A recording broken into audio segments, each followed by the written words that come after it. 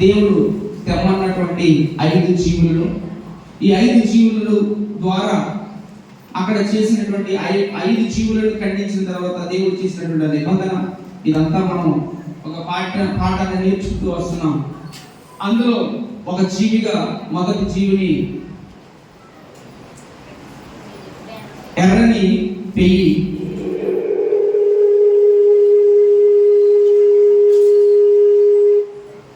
ఎర్రని పెయ్యిగా మనం వాటిని ధ్యానం చేశాం. గతించిన వారిలో ఎర్రని పెయ్యి అర్థమైంది కదండి. ఆ విషయం అందరికీ అర్థమైంది కదా. మొదటి జీవి ఎర్రని పెయ్యి. పోయిన వారమే ఆ ఎర్రని పెయ్యి గురించి బోధించడం జరిగింది. ఈ వారంలోనే యెరూషలేములో ఎర్రని పెయ్యిని బలించారు. ఆదివారం మనం వాక్యాన్ని ధ్యానం చేసాం. బుధవారం జరిగిందో లక్షవారం జరిగిందో యెరూషలేములో ఆ ఎర్రని పెయ్యిని చాలా వెతుకుతున్నారట. ఏంటి ఈ కలంకం లేనిది, మచ్చ లేనిది, గాగు లేనిది, ఎలాంటి దానికోసం వెతుకుతున్నారట. దొరకలేదు. అమెరికాలో టెక్సస్లో దొరికితే దాన్ని యెరూషలేములో బలిచ్చారని న్యూస్లో, ఇంటర్నేషనల్ న్యూస్లో వచ్చింది. మీరు గమనించారో లేదో మీకు తెలుసో తెలీదు. ఇంటర్నేషనల్ న్యూస్లో వచ్చేసింది. అప్పుడే మనం ఆదివారం దాని గురించి మాట్లాడుతున్నాం. అసలు దాని యొక్క వివరణ ఏంటి అంటే, బలి ఇచ్చినటువంటి తర్వాత, బలి ఇవ్వబడిన తర్వాత ఆ యూదులు ఆ యొక్క యెరూషలేములో 3వ యెరూషలేము మందిరం కట్టుట కొరకు సిద్ధమవుతుంది అని దాని యొక్క అర్థం, దానికి సూచన. ఆ తర్వాత నుంచి జరగబోయేటువంటి ఈ యొక్క యేసుక్రీస్తు ప్రభువు రాకడ సూచనల కార్యక్రమాలన్నీ కూడా ఉంటాయి. ఇవన్నీ కూడా జరుగుతాయి. బట్ దాని సంగతి పక్కన పెట్టండి. ఈ యొక్క 5 జీవుల గురించి మనం ధ్యానం చేస్తున్నాం. అందులో మొదటి జీవి గురించి, ఎర్రని పెయ్యి గురించి మనం ఆదివారం ధ్యానం చేసాం. ఇప్పుడు రెండవది ఏంటిది? మేక. అందరూ ఒక్కసారి కుడి చేతిని పైకెత్తండి. కుడి చేతిని అందరూ పైకెత్తాలి. కుడి చెయ్యి వాళ్ళందరూ ఎత్తాలి. 5 ఏళ్ళు ఉన్నాయి కదా, 5 ఏళ్ళు ఉన్నాయి లేదా? 5 జీవులు ఇవే. దీపండి. ఈ కుడి చేతి ఉన్నది కదా, 5 జీవులు ఇవే. ఎర్రని పెయ్యి ఇది ప్రథమం. రెండవది మేక. ఈ 5 కూడా ఎందుకు జీవులను తండ్రి దేవుడు అబ్రహాముతో చెప్పితేమన్నాడు. అయితే చెప్పితేమన్న తర్వాత ఆ 5 జీవుల్ని బలించుట, ఖండించుట, నిబంధన, అందులో ఉన్నటువంటి సంగతులు మనం ధ్యానం చేస్తున్నాం. దాని యొక్క భావం ఎలాగో తీసుకొస్తున్నాం అంటే, ఎందుకు దేవుడు వాటిని వాడుకున్నాడు, దాన్ని ఖండించిన తర్వాత దాని ద్వారా ఇక్కడ నిబంధన చేశాడు. అందులో నుంచి అబ్రహాము యొక్క హృదయమును, అబ్రహాము యొక్క విశ్వాసమును, అబ్రహాములో ఉన్నటువంటి ఆ స్వభావమును మనం దాని నుంచి నేర్చుకుంటున్నాం. అయితే ఈ ఎర్రని పెయ్యి వలె ఎర్రని పెయ్యిలో నుంచి వచ్చినటువంటి ఆ మర్మయుక్తమైనటువంటి ఆ యొక్క స్వభావము, ఆ సంగతులు వలె అలాగ మనం ఉండగలిగితే, మనం అలాగ నడవగలిగితే, అలా చేయగలిగితే మనతో దేవుడు నిబంధన చేయును. ఆమేన్ కదా. ఇప్పుడు రెండవది ఏంటి? మేక. యాక్చువల్గా మేక అనేటువంటిది మనం చూస్తాం. గొర్రెల వంటి వారా, మేకల వంటి వారా అని అంటే, అబ్బే మనం అందరం గొర్రెల వంటి వారు అని అంటాం తప్ప మేకల వంటి వారు అని అనము. కానీ మేక యొక్క గుణం కోసం, మేక యొక్క స్వభావం కోసం, మేక యొక్క పద్ధతి కోసం పరిశుద్ధ గ్రంథంలో సామెతల గ్రంథం 30వ అధ్యాయం తీయండి. సామెతల గ్రంథం 30వ అధ్యాయము ఒకసారి తీయండి. సామెతల గ్రంథము 30వ అధ్యాయము.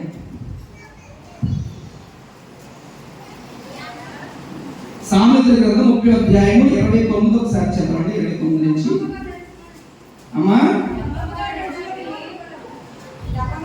డంబముగా నడుచుచున్నవి 3 కలవు, టీవీతో నడుచుచున్నవి 4 కలవు. అవేమనగా ఎల్ల మృగములలో పరాక్రమము గలదై ఎవరికైనా భయపడి వెనుకకు తిరుగని సింహము. తర్వాత సొన్నంగి కుక్క, మేకపోతు, సైన్యములకు తన సైన్యములకు ముందు నడుచుచున్న రాజు. నీవు బుద్ధిహీనుడవై అతిశయపడి ఇండిన ఎడల, కీడి యోచించి ఇండిన ఎడల నీ చేతితో నోరు మూసుకొనుము. ఇక్కడ డంబముగా నడుచుచున్నవి అంటే మేకపోతును మనం ఎలాగప్పుడు పరిగణించవచ్చు? మేకను ఎలాగ పరిగణించవచ్చు? అమ్మా మేకను ఎలాగ పరిగణించవచ్చు అంటారు కదా.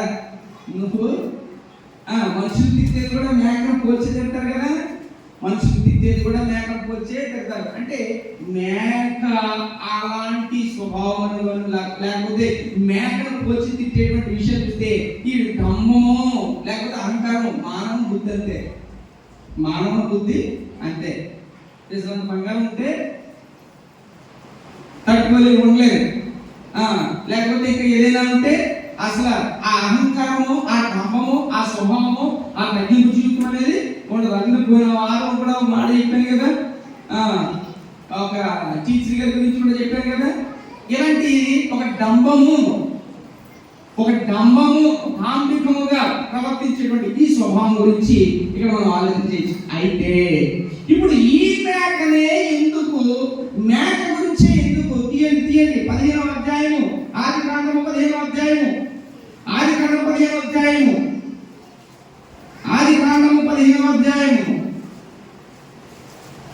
అక్కడ రాయబడిన సంగతి ఆ జీవం చదవను. ఆదికాండము 15వ అధ్యాయం 9వ వచనం, ఆయన 3 ఏళ్ల పెయ్యను అయిపోయింది పోయినవారు, 3 ఏళ్ల మేకను. ఇప్పుడు మనం స్వభావం కోసం చెప్పాము. ఇప్పుడు ఆ మేక ద్వారా దేవుడు అబ్రహాము యొక్క జీవితం గురించి పలుకుచున్నటువంటి సంగతిని మనం అప్పుడు ఆలోచన చేద్దాం. ఈ యొక్క సంగతిలో సంఖ్యాకాండము 18వ అధ్యాయము. సంఖ్యాకాండం 18వ అధ్యాయము. నేను చిలకపాటి రాజమాణి గారి దగ్గర వాక్యం చెప్పినప్పుడు ఒక మాట నేను పలికాను. పచ్చగా ఉన్నవాడికి లోకమంతా పచ్చగానే కనబడుద్ది అన్నాను. అది ఎంతమంది ఎలా కనబడుతుందో నాకు అది. కానీ వాక్య కోణంలోనికి రానప్పుడు ప్రతి ఒక్కరికి కూడా వాక్యం అర్థం కాదు. వాక్య కోణంలోకి రాని వాడికి వాక్యం అర్థం అవ్వదు. వాక్య కోణంలోకి వచ్చినోడికి మాత్రమే వాక్యం అర్థం అవుతుంది. బయట ఉన్నవాడికి ఎవరికి, లోకంలో ఉన్న ఆలోచన ఉన్నవాడు ఎవరికి వాక్యం అర్థం కాదు. అర్థం అవుతుంది అని ఒక నటన తప్పల్లో అలాగ అర్థం కాదు. అందుచేత పరిశుద్ధ కళ్ళతో, పరిశుద్ధమైనటువంటి ఆలోచనలతో దేవుని వాక్యం కొరకు మనం పరిగెత్తాలి, ఆలోచించాలి, ఆ కోణంలో రావాలని తపన పడాలి, ప్రయత్నించాలి, అందులో రావాలి. అప్పుడే అర్థం అవుతుంది, మేకవాళ్ళకి అర్థం కాదు. అందుకనే పచ్చకాలంలో ఉన్నవాడికి అందరికీ కనబడుతుంటారు. ఆడి కాటే, ఆడి తప్పే, ఆడి జాతర అందరూ ఆలోచన ఉంటాయి. ఆయన వెళ్ళేది తప్పుడు మార్గమే, కానీ అందరూ కూడా అదే మార్గం. అలాంటి మనుషులు ఉంటారు. అందుచేత వాక్య కోణంలో మాత్రమే చూడాలని మీ అందరికీ ప్రభు నామం పేరట తెలియజేస్తున్నాను. సంఖ్యాకాండము 18వ అధ్యాయము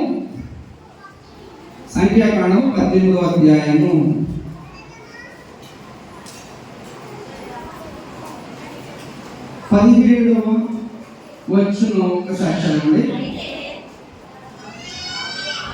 1 నిమిషం అండి.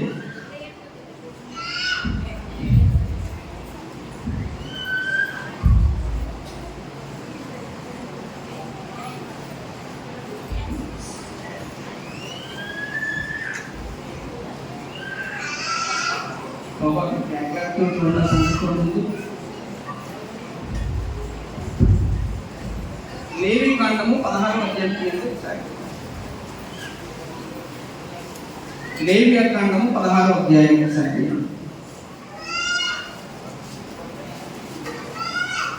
లేవియాకాండము 16వ అధ్యాయము.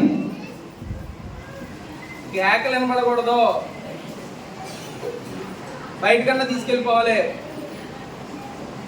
10 సార్లు వాక్యం చెప్పి మధ్యలో ఆపించకూడదు, అది ఎవరైనా సరే. లేవియాకాండము 16వ అధ్యాయము 15వ వచనం చదువుదాం. అప్పుడు అతడు ప్రజలు అర్పించు పాప పరిహారార్థ బలియము మేకను వధించి అడ్డతెర లోపలికి దాని రక్తము తెచ్చి ఆ కోడె రక్తముతో చేసినట్లు దీని రక్తముతో చేసి కరుణాపీఠము మీదను కరుణాపీఠము ఎదుటను దానిని ప్రోక్షింపవలెను. ఏం చేయాలంట? ప్రోక్షింపవలను. చెప్పండి, ఏం చేయాలంట? ప్రోక్షించుట. ప్రోక్షించుట. ఇప్పుడు ఈ చెప్పబడినటువంటి ఈ మేకను అక్కడ వధించినటువంటి ఆ మేకను ఖండించినటువంటి విధము దేవుడే మేకను రెండవ జీవిగా ప్రకటించినప్పుడు ఆ మేక ద్వారా ఈ అబ్రహాము జీవితంలో నుండి మనం నేర్చుకునేది అలాగే మారిన ప్రభుత్వం మన నిబంధన చేస్తాడు అనేటువంటి విషయాన్ని మనం ఆలోచన చేస్తే ఈ మేక దాని యొక్క రక్తము ఏం చేయబడాలంట? ప్రోక్షింపబడాలి. అది ప్రోక్షింపబడాలి. ఏమంటే అబ్రహాముకి ఈ మేక ప్రోక్షణకి అసలు సంబంధం ఏముందండి అని ఆలోచన చేస్తే ఆ ప్రోక్షణ, ఆ ప్రోక్షించుట, స్ప్రింక్లింగ్, దాన్ని ప్రోక్షించడం అనేది ఆ స్వభావం, ఆ ప్రవర్తన, ఆ కార్యము అబ్రహాములో ఉంది. రక్తం ప్రోక్షించగలప్పుడు హృదయమును ప్రోక్షించాలి. దేవునికి మహిమ కలుగును గాక. నీ రక్తం చిందించి నా యేసయ్య కోసం నేను రక్తం చిందించేటది ఎవరికి ఉపయోగం? ఇది పాప రక్తం ఎవరికి ఉపయోగం? ఈ రక్తం చిందించాల్సిన పని లేదు. నీ హృదయాన్ని ప్రోక్షించాలి. పాత నిబంధన గ్రంథంలో రక్తము ప్రోక్షింపబడినటువంటి సంగతి హెబ్రీయులకు రాసినటువంటి పత్రిక తీయండి. 9వ అధ్యాయము. హెబ్రీయులకు రాసిన పత్రిక 9వ అధ్యాయము 13, 14 చదువుదాం ఒకసారి. వేలయనగా మేకల యొక్కయు ఎడ్ల యొక్కయు రక్తమును మైగపడిన వారి మీద ఆవు దూడ బూడిద చల్లుటయు పరిశుద్ధ శరీర శుద్ధి కలుగునట్లు వారిని పరిశుద్ధపరచిన ఎడల నిత్యుడకు ఆత్మ ద్వారా తన్ను తాను దేవుని నిర్దోషిగా అర్పించుకొనిన యేసు క్రీస్తు యొక్క రక్తము నిర్జీవ క్రియలను విడిచి జీవము గల దేవుని సేవించుటకు మీ మనస్సాక్షి ఎంతో ఎక్కువగా శుద్ధి చేయును. ఒక్కసారి కాన్సెప్ట్ ని ఎంత మీ డెప్త్ లోపలికి తీసుకెళ్తే మీకు అర్థం కాదు కనుక దీన్ని పై అవుట్లైన్ గా నేను మాట్లాడదాం. జాగ్రత్తగా వినండి. ఏంటట, ఇక్కడ మేకల రక్తము, కోడెల రక్తము, ఇవన్నీ కూడా పాత నిబంధన. ఇప్పుడు నువ్వు పాత నిబంధనలో నువ్వు మేకల్ని కోడెల్ని వధించమని చెప్పలేదు. నీ హృదయము నేను ఏం చేయాలా? నీ హృదయము నేను ప్రోక్షించాలి. నీ హృదయము నేను ప్రోక్షించాలి. నీ హృదయము ప్రోక్షించడం వలన వినాలి దైవ వాక్యాన్ని. నీ హృదయమును ప్రోక్షించడం వలన, నీ హృదయం అక్కడ దేవుని యొక్క సముద్రంలో ప్రోక్షించడం వలన జరిగే ప్రక్రియ ఏంటో తెలుసా? ఆ మాట చదవండి. నిత్యుడకు ఆత్మ ద్వారా తన్ను తాను దేవునికి నిర్దోషిగా అర్పించుకున్న క్రీస్తు యొక్క రక్తం ఏం చేస్తుందంట? నిర్జీవ క్రియలను విడిచి జీవము గల దేవుని సేవించడానికి. అదనమాట, నిర్జీవమైన క్రియలను విడిచి జీవము గల దేవుని సేవించుటకు మీ మనస్సాక్షికి ఎంతో ఎక్కువగా మీ అనబడినటువంటిది ఫుట్నోట్లో ఏముంది? అక్కడ నెంబర్ 3 మన మీ అన్నది. ఇక్కడ మన మనస్సాక్షి ఎడట ఎంతో ఎక్కువగా శుద్ధి చేయును. ఇక్కడ ఎంత క్లియర్గా రాయబడిందంటే ఈ మాట, నీవు కోడెల రక్తము మేకల రక్తము ఇవ్వనవసరం లేదు.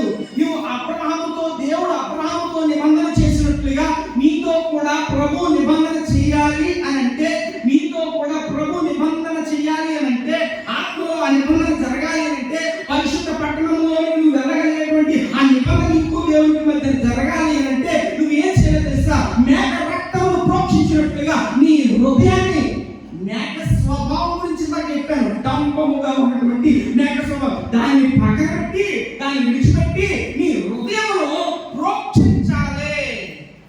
ఆ ప్రోక్షించడం వలన నీ మనస్సాక్షి నీ జీవక్రియలను పక్కన పెట్టంట జీవము గల చదవండి అన్నమాట. నీ జీవక్రియలను పక్కన పెట్టేట విడిచిపెట్టి జీవము గల దేవుని సేవించడానికి ఏం కాదే.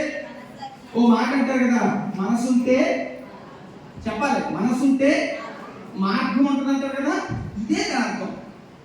నీ యొక్క హృదయాన్ని ప్రోక్షిస్తే, నీ మనసు ఇక్కడ ప్రోక్షిస్తే మార్గం ఆటోమేటిక్ గా దేవుడు చూపించేస్తాడు. దేవుడికి స్తోత్రం కలుగును గాక. అలాంటి తత్వము, అలాగ ప్రోక్షించే తత్వము, అలాగ ప్రోక్షించేటువంటి స్ప్రింక్లింగ్, దాన్ని ఆ ప్రోక్షించేటువంటి తత్వము ఎవరిలో ఉంది? ఎవరిలో ఉంది చెప్పాలి, ఎవరిలో ఉంది? మూల కారణం ఎవరో మనం చెప్పుకుంటున్నది అబ్రహాము. అందుకే దేవుడు అబ్రహాముతో నిబంధన చేశాడు. ఆ హృదయమును ప్రోక్షించేటువంటి మనస్సు తత్వము, ఆ స్వభావము అబ్రహాములో ఉంది కనుక అందుకు అబ్రహాముతో నిబంధన చేశాడు.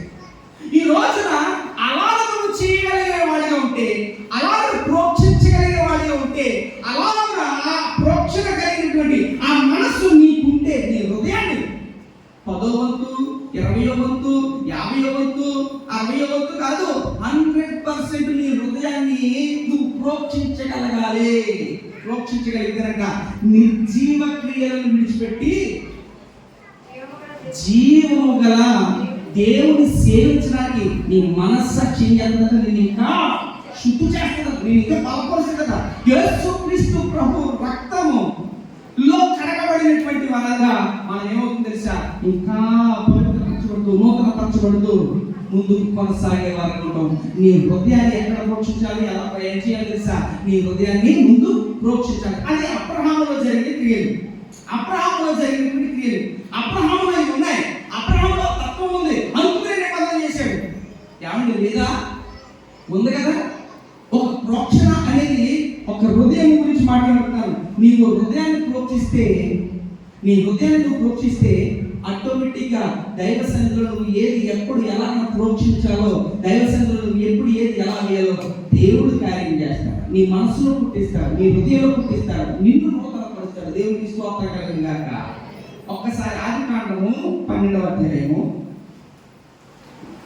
ఆదికాండము 14వ అధ్యాయము, ఆదికాండము 14వ అధ్యాయము 12వ వచనం చదవండి. మరియు షాలేము రాజైన మెల్కీసెదెకు రొట్టెను ద్రాక్షారసమును తీసుకొని వచ్చెను.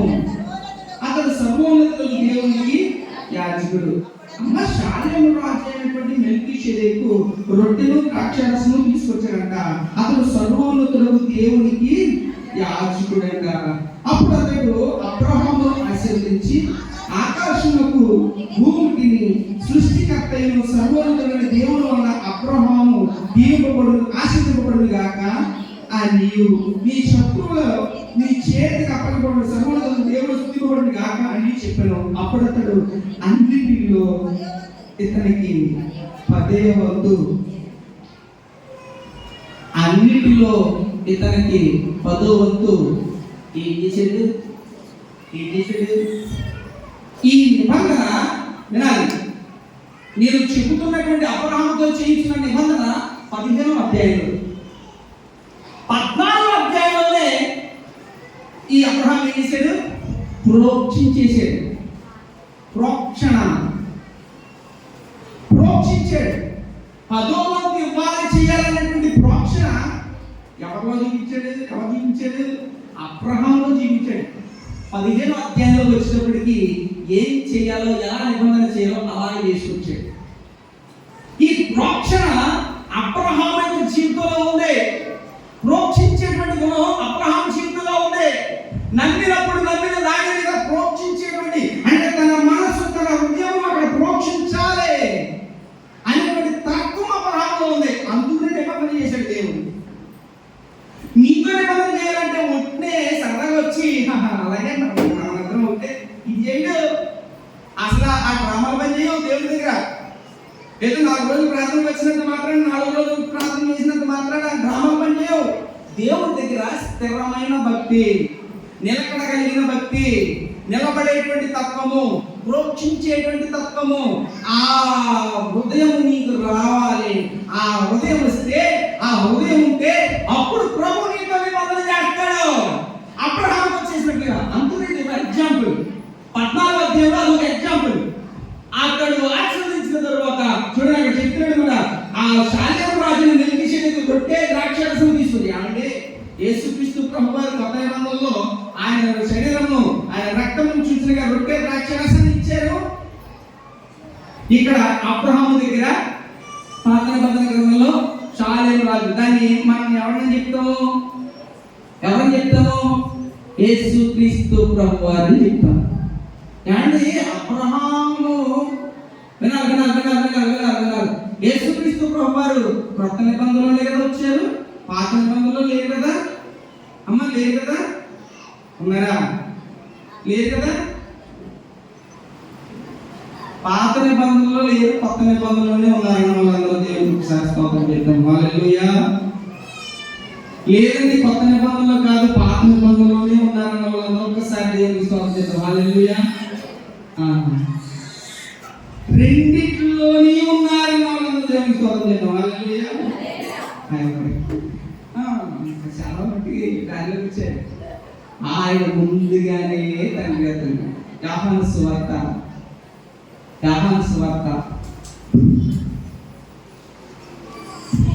8వ అధ్యాయం 58. యేసు అబ్రహాము పుట్టక మునిపే నేనున్నానని మీతో నిశ్చయముగా చెప్పుచున్నాను. అబ్రహాం పుట్టక ముందే ఉన్నానండి. ఎవరో? యేసుక్రీస్తు ప్రభువారు. అర్థమైందండి? పాత నిబంధనలో యేసు ప్రభువారు లేరు. ఇలాంటి దూమాటలు అంతే అన్నాను. పచ్చగా వచ్చిన లోకంతో పచ్చగా పడుతున్న సంగతి అది వాక్యం అర్థమవుదో, వాక్యం తెల్లో, యేసుక్రీస్తు ప్రభువారి గురించి పలుకుతున్నటువంటి సంగతులు తెల్లో. ఏదో 4 ముక్కలు వేసి 4 ముక్కలు వచ్చినట్టు 4 ముక్కలు ఏదో ఊగేస్తున్నాను అనుకుంటారు. కాదు, ఇక్కడ పూర్తిగా నేనే చెప్తున్నాను కదా, నాకే ఇంకా లోతైన సంగతులు కలపడం కోసం నేను చెప్పబడుతున్నాను. నేనే ఇంకా లోతైన మర్మాలు నేర్చుకోవడం కోసం, ఇంకా సంగతులు తెలుసుకోవడం కోసం దేవుని బట్టి పాదులాడుతున్నాను. ఇంకా కావాలి ప్రభా, ఇంకా నేర్పించు ప్రభా. నేను తెలుసుకున్నది ఇంకేసి ఎంత తెలుసా, ఒక బెత్తునంతేమో ఇంకా లోపలికి వెళ్ళాలని సముద్రం అంత ఉంది. ఇంకా తెలుసుకోవాలంటే పాడుతున్నాను. 10 తెలుసు ఉద్యోగులు కానీ కొంతమంది నాకే చెప్పేస్తారు వాక్యం. కొంతమంది మాట్లాడితే ముందు నాకే చెప్పేస్తారు సీక్రెట్ అని. నేను మాట్లాడుకుంటాను. ఏం చెప్తాను మరి అంటే, ఈ మాటలు ఎందుకు చెప్తానంటే, అబ్రహాముకు ముందే ఉన్నాడు ఆయన. అబ్రహాముకు ముందే ఉన్నాడు ఆయన. అయితే ఈ యొక్క 15వ అధ్యాయంలో ఏ తండ్రి అయినటువంటి దేవుడు అబ్రహాముతో చేసిన నిబంధనకే ఆ యొక్క 14వ అధ్యాయంలో చెప్పబడినట్లుగా 10వ వంతు ఏం చేశాడంట? ఇచ్చేసాడంట. ప్రోక్షించాడు. ఇచ్చే గుణం అదనమాట. మీ హృదయం చాలా మంది ఎవరి కాలంలో ఉన్నవాళ్ళు ఏమంటారంటే, నా హృదయం అంతా నీ దగ్గరే ఉంది, నా మనసంతా నీ దగ్గరే ఉంది అంటే ప్రోక్షించేసే పాపం. మనసంతా కొంతమంది ఎంత దూరం వెళ్ళి సరే మనసంతా ఇంటి దగ్గరే ఉంటుంది. హోమ్ సిక్, తోటి వెళ్ళిపోయినా, దుబాయ్ వెళ్ళిపోయినా ఇక్కడే ఉంటుంది మనసంతా. ఎక్కడ?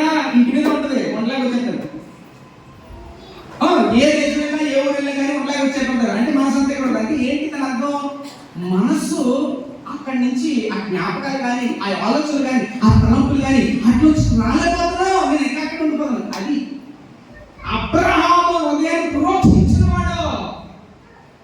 12వ అధ్యాయం దీంట్లో ఒకసారి 12వ అధ్యాయం పక్క పేజీ తిప్పండిలాగా 12వ అధ్యాయం 8వ వచనం కింద వచ్చినప్పటికి, తూర్పున ఉన్న హాయిని చిన్న మధ్య గుడారం వేసి అక్కడ యెహోవాకు బలిపీఠం కట్టి యెహోవా నామమున ప్రార్థన చేశాడంట. పక్క పేజీ తిప్పితే ఏం చేశాడు? అబ్రహాము హృదయాన్ని ప్రోక్షించాడు. తల్లి వాక్యం వినాలి. వచ్చింది వాక్యం కోసం చాలా జాగ్రత్త వాక్యం వినాలి. అబ్రహాము నేను అందుకనే మీ గృహాల్లో ఆయన ఇవ్వవలసినటువంటి స్నానంగా ఒక స్టూలో, ఒక పేటో, లేకపోతే ఒక ఎత్తైనటువంటి ఏదో వేసి దాని మీద ఒక క్లాత్ వేసి బయటకు పెట్టి అక్కడ ప్రతిరోజు ప్రార్థన చేయమని చెప్తే కారణం అదే.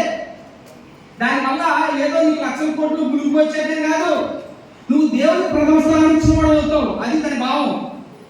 నువ్వు దేవుడికి ప్రథమ స్థానం నీ గృహంలో నీ ఇంట్లో ఇచ్చావు, ముందు ఆయనే, తర్వాత నువ్వు. అంటే అలా ఆ యొక్క అలవాటుగా ప్రతిరోజు నీవు నుండి పిల్లలను ఆ యొక్క అబ్రహాము ప్రోక్షించినట్లుగా, అబ్రహాము బలిపీఠం పెట్టినట్లుగా నీ గృహంలో నీ గదిలో పెట్టు. చెయ్యాలని ప్రార్థన అలవాటుగా చేసేలాగా, ఇక అసలు వదలద్దు.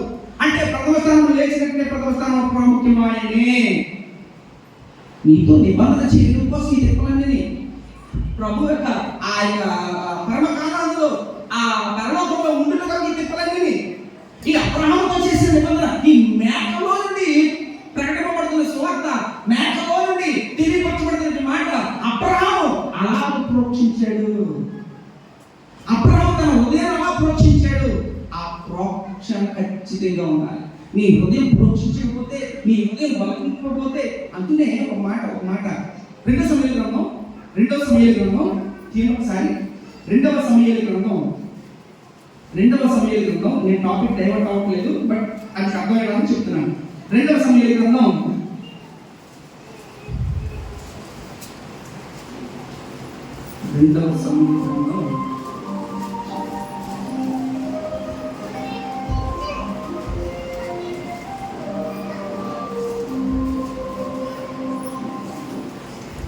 23వ అధ్యాయము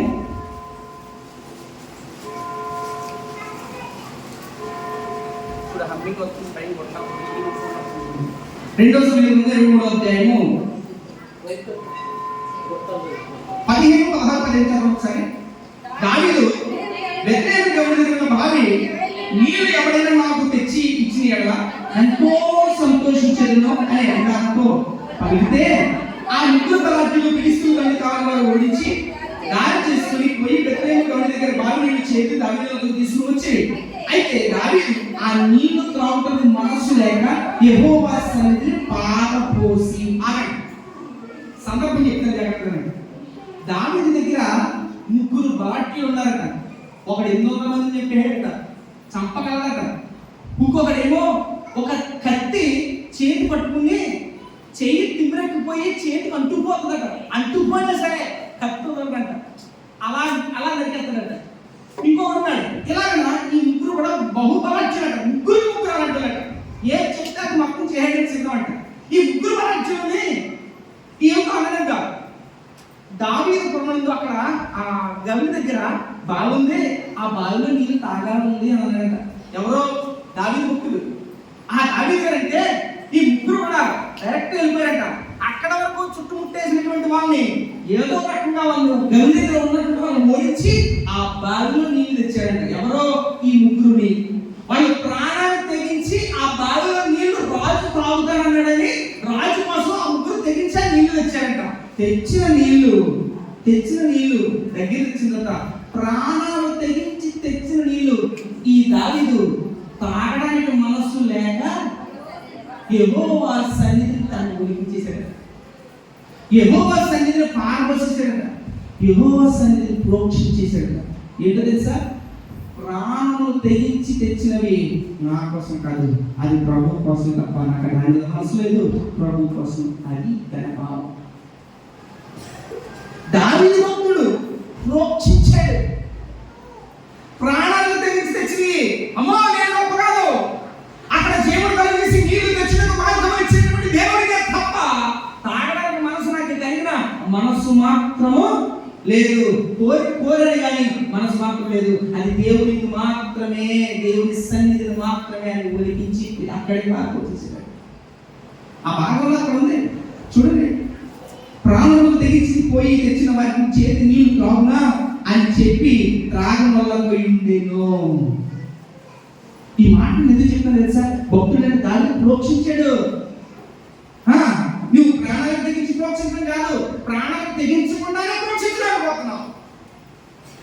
నువ్వు బాగా ఆరోగ్యం ఉన్నప్పుడు కూడా ప్రోక్షించలేకపోతున్నావు. ఆరోగ్యం ఉన్నప్పుడు కూడా దేవా నాకు ఆరోగ్యం ఇచ్చావు తండ్రి అని మేకను బట్టి చూస్తే ఆ మేక రక్తం ప్రోక్షించబడింది. అలాగే అబ్రహాము ప్రోక్షించే తన హృదయంలో ప్రోక్షించిన వాడు తన యొక్క 10వ భాగంలో కూడా దేవుని కొరకు అక్కడ ఉన్నటువంటి వాటిలో ప్రోక్షించిన వాడు. తర్వాత ఈ యొక్క దాని భక్తులు కూడా ప్రాణమును తెగించి తెచ్చి నా కొరకు కాదు. మీరు చాలా మంది పని పనులు చేస్తున్నారు, చాలా మంది చాలా కష్టపడుతున్నారు, మీ శరీరాన్ని ఏం చేస్తున్నారు? మీ శరీరాన్ని కష్టపెట్టి మీరు సంపాదిస్తున్నారు, చేస్తున్నారు. ఇక్కడ చూడండి, ప్రాణములు తెగించి తెచ్చి యెహోవా సన్నిధిని తప్పు వారి చేతికి వచ్చింది. దేవునికి సమర్పితం. నేను చెప్తున్న మాట ఏంటి తెలుసా? నీ హృదయంలో ప్రోక్షించగలిగితే, మనసును పెట్టగలిగితే మార్గం దేవుడు చేస్తాడు. హల్లెలూయా. నీ మనసు ఆగిపోయినప్పుడు రాదు, ఆగిపోయినప్పుడు రాదు, నువ్వు ప్రోక్షించలేవు. ఎప్పుడు నీతో నిబంధన జరుగుతుంది? ఎప్పుడు నీతో నిబంధన చేయగలుగుతాడు దేవుడు? నీతో నిబంధన చేయడానికి నువ్వు ఎప్పుడు ప్రోక్షిస్తావు? మేక ద్వారా ఆ రెండవ జీవిగా ఏదైతే జీవించేది మనమే, కానీ ఆ రెండవ జీవి ద్వారా పలుకుతున్న మాట తెలుసా? అబ్రహాము అలాగున హృదయం ప్రోక్షించిన వాడు, బలిపీఠం కట్టి ప్రోక్షించిన వాడు. ఇప్పుడు దీనికి నాకు చదివినటువంటి ఆ పాఠ్యభాగం ఒకసారి తెద్దాం. సంఖ్యాకాండము 18వ అధ్యాయము, సంఖ్యాకాండము 18వ అధ్యాయము, సంఖ్యాకాండం 18వ అధ్యాయం 17వ వచనం. అయితే ఆవు యొక్క తొలుచుని, గొర్రె యొక్క తొలుచుని, మేక యొక్క తొలుచుని విడిపింపకూడదు, అవి ప్రతిష్టమైనవి. ఈ మాట మాత్రం చాలా జాగ్రత్తగా చూడండి. వాటి రక్తము నీవు బలిపీఠము మీద ప్రోక్షించి యెహోవాకు ఇంపైన సువాసన కలుగునట్లు. ఆగండి. ఇప్పుడు ప్రోక్షించమన్నారు కదా, ఇందాక వరకు కూడా ప్రోక్షించాలి అన్నారు కదా, ఇందాక వరకు కూడా ప్రోక్షణ అని పాకబడింది కదా. ఇప్పుడు ఆ ప్రోక్షణ ఎక్కడ పడితే అక్కడ పోసేమని కాదు, ఎక్కడ పడితే అక్కడ పారపోసేమని కాదు, ఎక్కడ పడితే అక్కడ ప్రోక్షించమని. నన్ను ప్రోక్షించమన్నారు కదా, అది వాళ్ళంటే నాకు చాలా ఇష్టం, నా మనసంతా ఆల మీద ప్రోక్షించమని కాదట.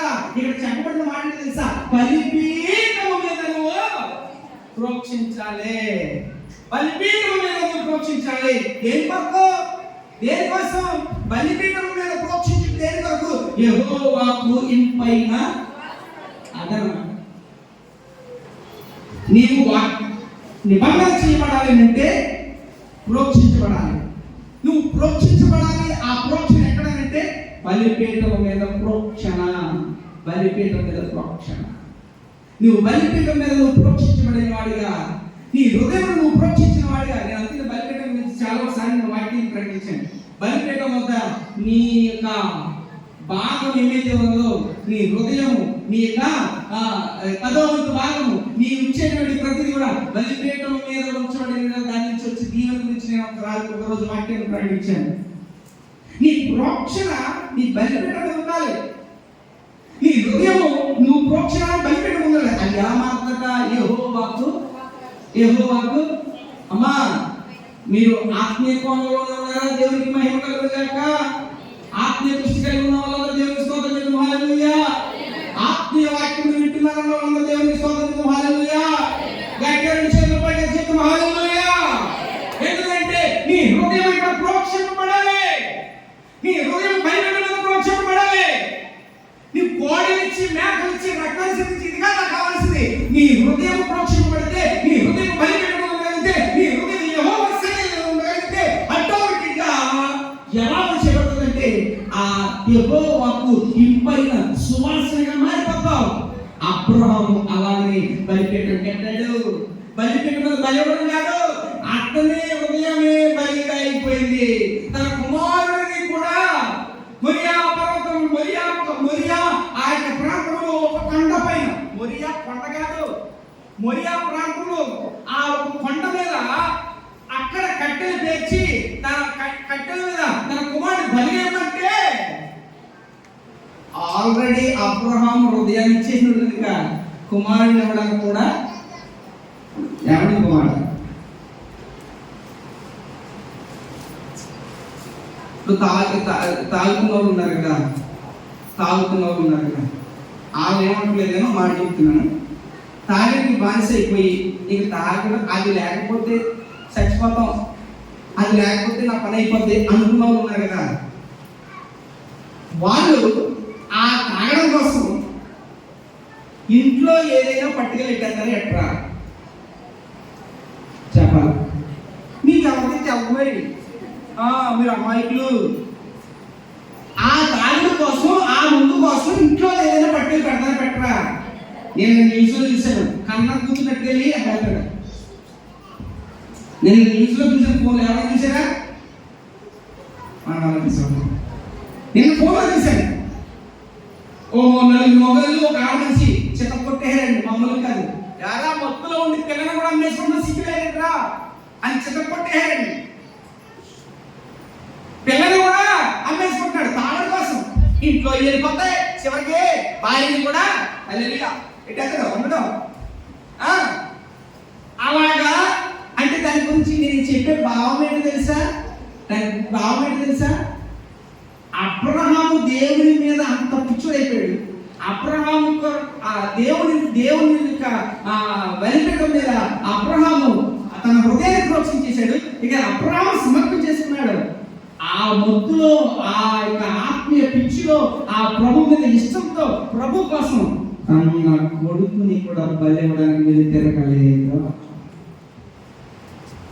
మనసుంటే మార్గం ఉంటుందని చూశారు అది.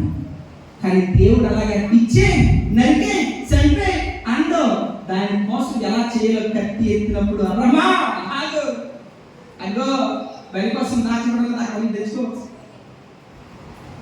మార్గం చూపిస్తాడు. నువ్వు నీ మనసుని నీ హృదయాన్ని బలివ్వగలిగితే మార్గాన్ని ఏర్పరుస్తాడు. అందుకనే అంటున్నాడు ఇక్కడట నీవే ఇంపైన సువాసనగా ప్రభు వరకు మారిపోవాలి. ఇంపైన సువాసనగా ప్రభు వరకు మారిపోవాలి. ఇంపైన సువాసనగా ప్రభు వరకు మారిపోవాలి అంటే నీవు నీ హృదయం ప్రోక్షణపడాలి. నీ హృదయం ఎక్కడ ప్రోక్షణపడాలి? లోకంలో ఉన్న వాటికి కాదు ప్రోక్షణ. ప్రభు యొక్క సన్నిధిలో బలిపీఠం మీద నీ ప్రోక్షణ హృదయ ప్రోక్షణ ఉంటే ఖచ్చితంగా దేవుడు ఎలా కార్యం చేయాలో అలా చేస్తాడు. ఏట కార్యము? అబ్రహాములో ఉన్నటువంటి అబ్రహాములో జరిగినటువంటి ప్రక్రియ నీ జీవితంలో జరుగుతుంది. అబ్రహాములో జరిగిన ప్రక్రియ నీ జీవితంలో జరుగుతుంది. తండ్రి దేవుడు అబ్రహాముతో ఏం చేశాడు? నిబంధన చేశాడు. కౌనెంట్ నిబంధన చేశాడు. అబ్రహాముతో దేవుడు నిబంధన చేశాడు. ఆ నిబంధన నీతో ఖచ్చితంగా హల్లెలూయా వదిలిపెట్టే దేవుడు కాదు. ఇది రెండవ జీవి. మొదటి జీవి పెంకి, రెండవ జీవి మేక లాంటి స్వభావం. అందరం దాంబెట్టుగా ఏలెత్తి చూపిరాక నువ్వు, అందరి మీద ఏలెత్తి పొడిచిన మనిషి నువ్వు, ఏలెత్తి స్వభావం. కానీ ఇప్పుడు ఏలేమన్నా తెలుసా? ముసి ఏమన్నా అక్కడ సామెతల 30 సామెతల 30 ఏమన్నాడు? నీ నోరు చదవడం సామెతల 32 నీవు దీనిలో ఇష్టపడి కొన్ని వేళ కీడి యోచించి కొన్ని వేళ ముందు నీ చేతితో నోరు మూసుకో. ఈ ఏలు మేక చీడుతుంది కానీ ఏమంటాడు తెలుసా? అది కాదు, నీ హృదయమును ప్రోక్షించు. నీ హృదయం ఎక్కడ ప్రోక్షించాలి? బలిపీఠము మీద. చూడండి అదే లేవి కాండం ఒకసారి అండి. లేవి కాండము 16వ అధ్యాయము ముగించేస్తాము. లేవి కాండము 16వ అధ్యాయము 18వ వచనం చదవండి ఒకసారి. మరియు అతడు యెహోవా సన్నిధిలో ఉన్న బలిపీఠం వద్దకు పోయి దానికి ప్రాయశ్చిత్తము చేయవలెను. అతడు కోడె రక్తంలో కొంచెము ఆ మేక రక్తంలో కొంచెము తీసుకుని బలిపీఠపు కొమ్ముల మీద చమ్మిరి అంటే ప్రోక్షణ, చమ్మిరి స్ప్రింక్లింగ్. ఈ మాట నేను ఇంటికి వివరించడానికి ఇష్టపడుతున్నానంటే అసలు దేవుడు ఈ 5 జీవుల్ని ఎందుకు ఎన్నుకున్నాడు? ఈ 5 జీవుల్లో మొదటి జీవిని ప్రకటించాం. రెండవ జీవి గురించి మాట్లాడుతున్నాం. ఈ రెండవ జీవి ద్వారా అబ్రహాము యొక్క ప్రవర్తన నడవడిక ఎలా కనబడుతుంది? ఈ రెండవ జీవి మేక. ఈ మేక ఏదైతే జీవించే డాంబికం ఉండేటువంటిది ఇది ఏం చేయబడాలి? మూయబడి హృదయం రక్తము చిందించినట్లుగా ప్రోక్షించినట్లుగా మానవుని యొక్క హృదయము ఈ డాంబికములన్నీ మూయబడి హృదయము దేవుని యొక్క బలిపీఠము మీద ప్రోక్షింపబడాలి. అలా ప్రోక్షింపబడితే అది యెహోవాకు ఇంపైన సువాసన. ఆ ఇంపైన సువాసనగా మార్చబడినటువంటి నీవు, ఇంపైన సువాసనగా ఉన్నటువంటి నీ హృదయము ఏముంటుందో తెలుసా? అబ్రహాముతో నిబంధన చేసినట్లుగా ఈ రెండవ జీవి ద్వారా ప్రకటింపబడుతున్నటువంటి గొప్ప మాట, నీతో ప్రభువు నిబంధన చేయునుగాక. హల్లెలూయా. నీతో నిబంధన చేయాలంటే ఆ నిబంధన ఏంటది? ఆ నిబంధన ఏంటి? నీవు నేడు నాతో కూడా పరదేశంలో ఉంటావని అక్కడ సిలువలో వేలాడుతూ దొంగతో చెప్పినట్లుగా నీతో నువ్వు నాతో ఉంటావు, నువ్వేం భయపడతాను, ప్రభు నీతో ఖచ్చితంగా దర్శిస్తాడు. ఆ ధైర్యం నీకు ఇస్తాడు, ఆ బలం నీకు ఇస్తాడు. ఏమంటే ఎవరికి ఆలోచన ఉందా? ఎవరికి వాళ్ళకి ఒక ధైర్యం అంటూ ఉందా? ఏంటి ధైర్యం? నేను ఖచ్చితంగా పరలోకంలో ఉంటాను, ఆయన మధ్యాకాశంలోకి వచ్చినప్పుడు నేను ఎత్తబడతాను, నేను పరలోకంలో ఉంటాను అన్న ధైర్యం ఉన్న వాళ్ళందరూ ఒక్కసారి ఆమె చెప్తామా? చెయ్యత్తారు, చెప్పండి ఆమె. అమ్మా ఇదిగో మాట చెప్తున్నాను, ఈ చెప్పడానికి కూడా గెలిపోతారు మీరు. ఆ శుభవచనము, ఆ పాజిటివ్ మాట కూడా నోటి తర్వాత నేను నా దేవునితో పరలోకంలో ఉంటానన్న వాళ్ళందరూ కూడా ఉంటామని గట్టి చెప్తారు. నేను పరలోకంలో నా క్రీస్తుతో కూడా ఉంటాను. ఎందుకు ఈ మాట చెప్తున్నానంటే నీలో నిబంధన దేవుడు చేస్తాడు. మనలో ఇప్పుడు కూడా పాజిటివ్ రావాలి, నెగిటివ్ వద్దు. నేను అంతనేటి ఏమో, నేను అంతనేమో అన్నేమో అలాంటి కాదు. వెళ్తాను అంతే, నేను ఎక్కడైతే మాట్లాడతాను, నేను వెళ్తాను అంతే. ఎందుకు? మనం పాజిటివ్ గా మాట్లాడుతున్నప్పుడు, పాజిటివ్ గా చూస్తున్నప్పుడు, పాజిటివ్ గా నడుస్తున్నప్పుడు, పాజిటివ్ గా అన్ని కూడా పాజిటివ్ గా ఉన్నప్పుడు ఆటోమేటిక్ గా మన మనస్సు పాజిటివ్ గానే వెళ్తుంది.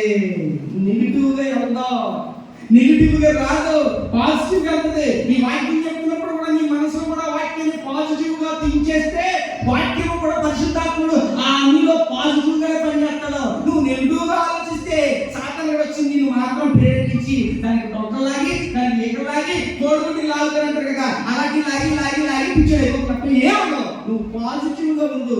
రేపు పాస్ అవుతావు అంటే నేను పాస్ అవుతాను, అదే దృష్టిలో ఉంటా. నేను నచ్చుతాను అంటే నేను నచ్చుతాను, నేను వెళ్తాను. నేను వెళ్ళడం కోసమే ప్రభు సన్నిధిలో నేను ఉంటున్నాను.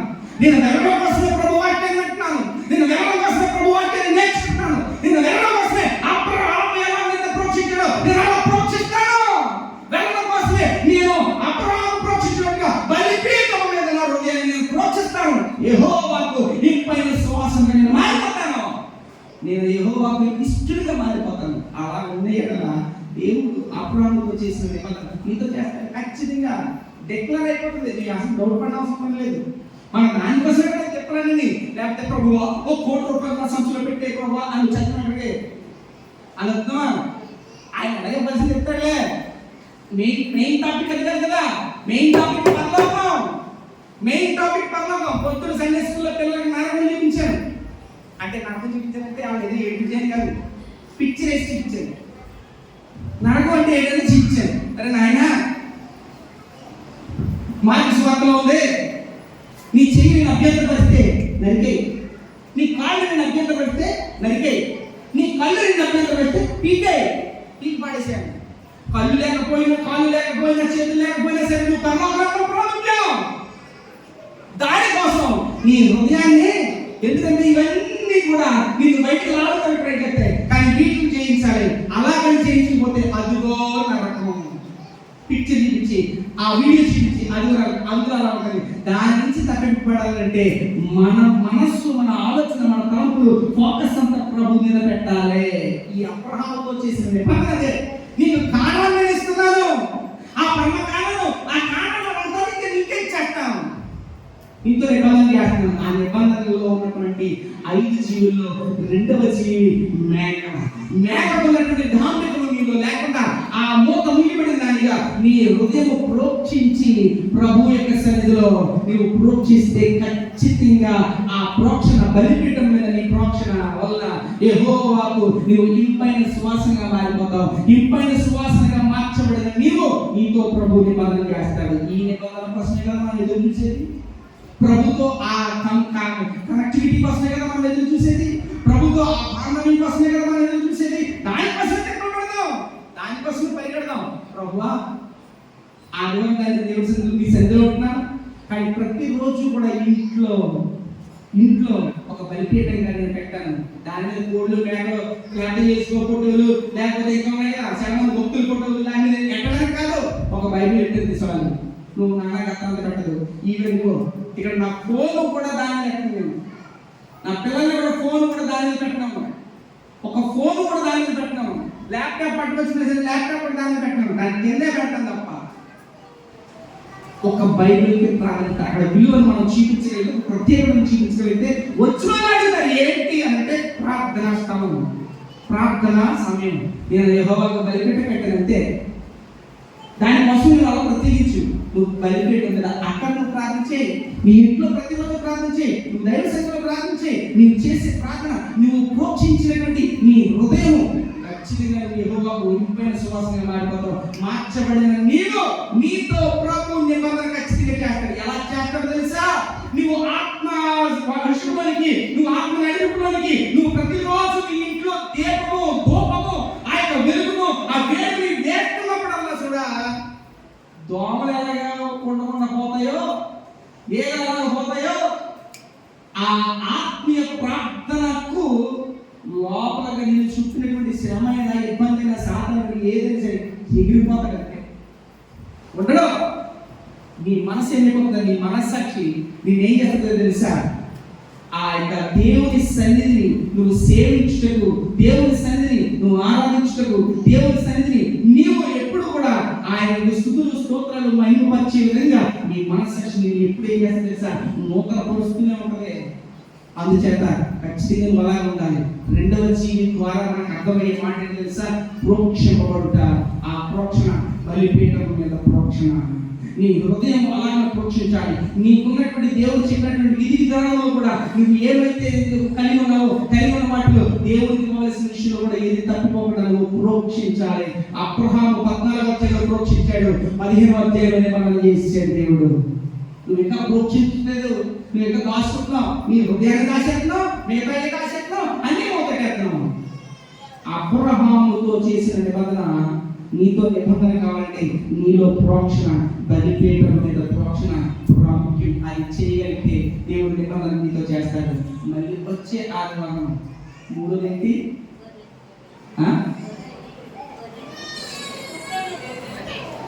అంటారే వచ్చే ఆదివారం పొట్టేలు, మూడోది ఏలు, పొట్టేలు. చూద్దాం వచ్చే ఆదివారం. ఇప్పటికి 2 అయింది, వచ్చే ఆదివారం 3. మన చేతిలో 5,000 ఉన్నాయి. ఈ 5,000 తోటే నేను కూర్చు మాట్లాడుతున్నాను, ఈ 5,000 తోటే కూర్చు మాట్లాడుతున్నాను. అందుచేత వచ్చే ఆదివారం దానికి సిద్ధంగా ఉన్నాం. కానీ ఈ ఆదివారం చెప్పబడిన ఈ మాట నువ్వు ప్రోక్షింపబడాలి, బలిపీఠం మీద ప్రోక్షింపబడాలి. నువ్వు ఒకవేళ ఈ కోణంలో కాకుండా వేరే కోణంలో చూసుకుని వేరే నెగిటివ్గా తీసుకుంటే మాత్రం నీలో దురాత్మ పనిచేస్తే తప్ప దైవాత్మ పనిచేయదు. ఎప్పుడైతే వాక్యాన్ని పాజిటివ్గా తీసుకున్నావో దేవుని ఆత్మ నిన్ను బలపరిచి నేను ఇంకా లోతుల్లోకి తీసుకెళ్ళను గాక. ఆమేన్. ప్రార్థన చేసుకున్నాం. ప్రేమ